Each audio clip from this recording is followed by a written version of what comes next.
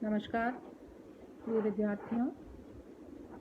कल हमने concept of crime चालू करा था और सोशियोलॉजिकल एस्पेक्ट ऑफ क्राइम, अपराध की क्या समाजशास्त्रीय अवधारणा होती है वो हमने समझने की कोशिश करी थी।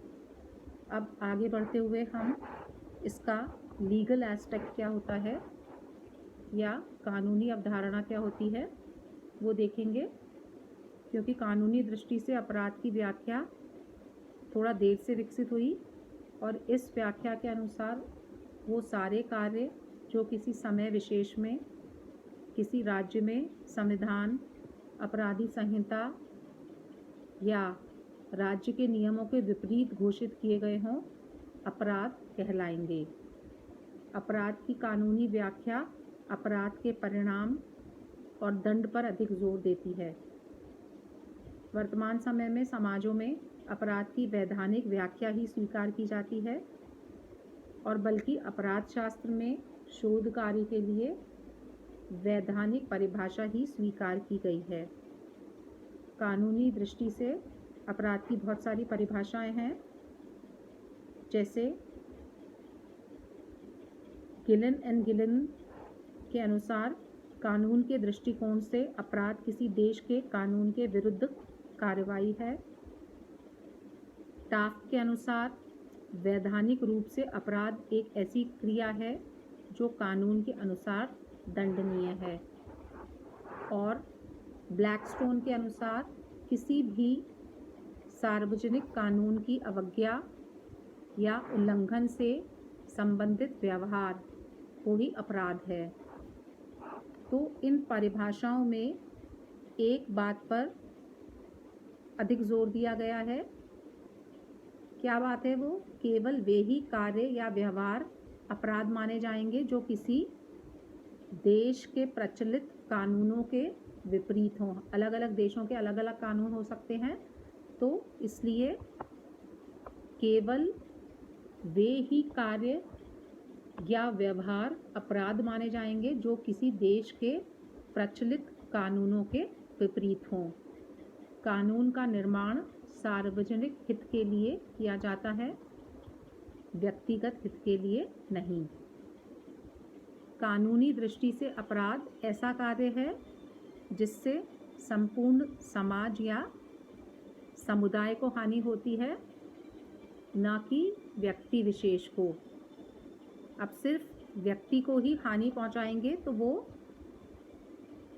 अपराध नहीं कह सकते, हम टाट कहते हैं उसको। अब राज्य का यह कर्तव्य है कि ऐसे व्यक्ति को दंडित करे जिसने कानून का उल्लंघन कर समाज को हानि पहुंचाई है। कानून का उल्लंघन करने पर भी यदि न्यायालय किसी को निर्दोष घोषित करता है तो वह अपराधी नहीं माना जाएगा। तो अपराध निर्धारण करते समय न्यायालय अपराध के उद्देश्य को भी ध्यान में रखता है और दंड निर्धारण में भी यह एक महत्वपूर्ण तथ्य है। अपराध की कानूनी अवधारणा का संबंध कुछ एक बातों से है। उन बातों की अब हम चर्चा करते हैं। नंबर 1,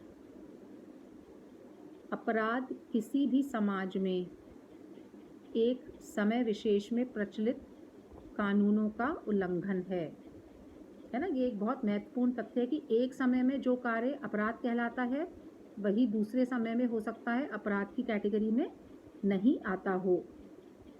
दूसरा, अपराध का निर्धारण न्यायालय करता है। आप या मैं ये चीज़ डिसाइड नहीं कर सकते कि फलाना चीज़ जो है वो अपराध की कैटेगरी में आ रहा है। नंबर 3, अपराध में अपराधी इरादा होना आवश्यक है ना। किस आप इरादे से अपराध कर रहे हैं वो इम्पॉर्टेंट है। ऐसा नहीं कि आप अपनी जान बचाने के लिए किसी के ऊपर हमला कर रहे हैं, किसी ने आपके ऊपर अटैक करा तो वो अपराध नहीं माना जाएगा। तो अपराध में अपराधी इरादा होना आवश्यक है।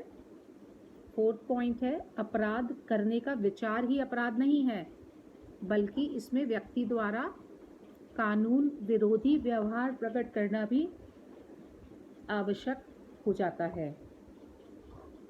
उसके बाद अपराध का संबंध दंड से भी है।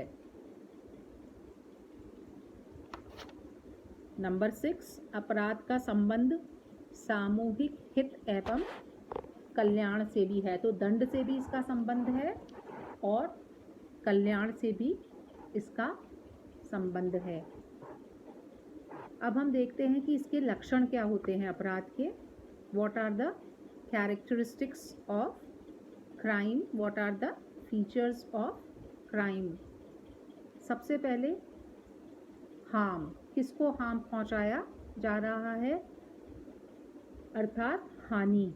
अपराधी क्रिया का बाहरी परिणाम ऐसा होना चाहिए जिससे अन्य व्यक्ति या व्यक्तियों की शारीरिक, मानसिक, आर्थिक किसी न किसी तरह का नुकसान हो रहा हो या हानि हो रही हो।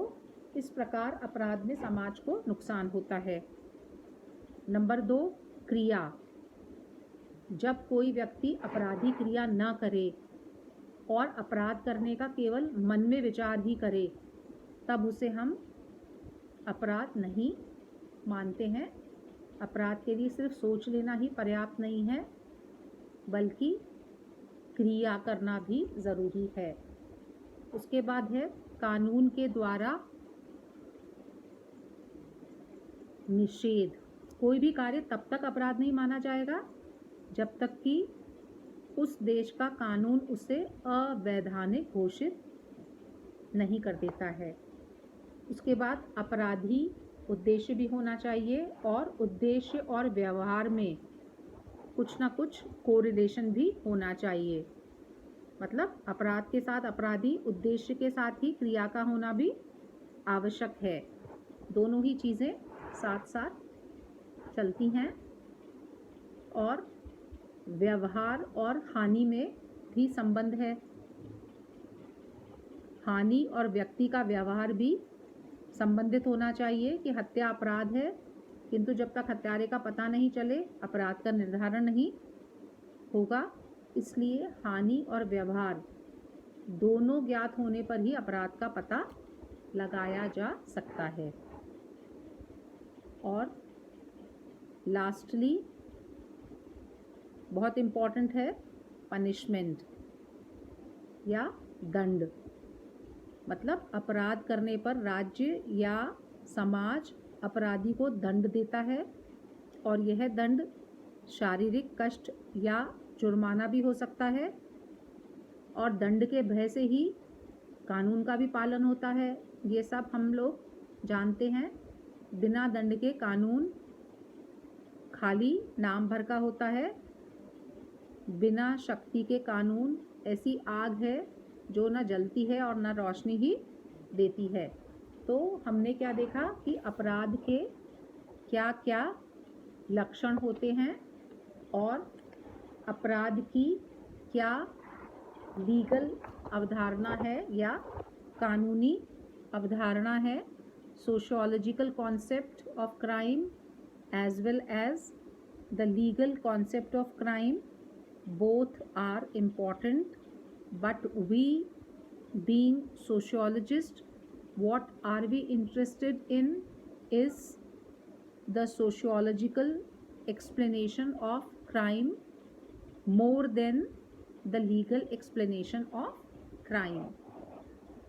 बच्चों, ये तो हो गया आज का हमारा लेक्चर। एक बार पुनः मैं आप लोगों को इस चीज़ का रिमाइंडर करूंगी। कोरोना से हम सबको बहुत ज़्यादा ध्यान रखने की ज़रूरत है, बच के चलने की ज़रूरत है। जिसे कहते हैं ना, प्रोटेक्शन ही ज़्यादा अच्छा है। घर घर में आप लोग सुनेंगे आजकल कोरोना पेशेंट्स हो रहे हैं, अस्पतालों में बेड्स नहीं मिल रहे हैं, ऑक्सीजन सप्लाई नहीं हो रही है, रेमडेसिविर के इंजेक्शन्स नहीं मिल रहे हैं, दवाइयाँ नहीं मिल रही हैं। तो इस कंडीशन में हमें बहुत ज़्यादा ध्यान रखना है, सिर्फ अपना ही नहीं बल्कि अपने साथ वालों का और अपने परिवार के सदस्यों का भी। Thank you.